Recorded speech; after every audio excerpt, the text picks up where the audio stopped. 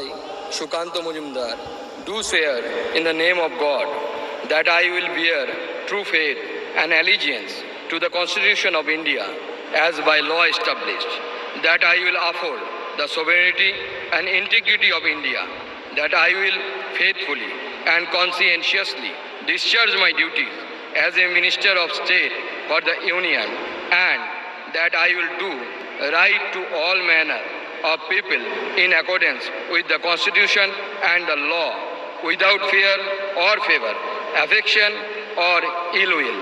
I,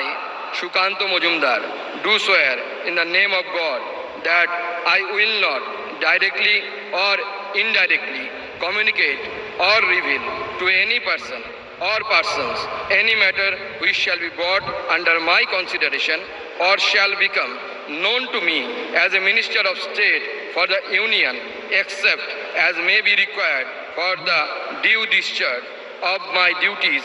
as such Minister of State.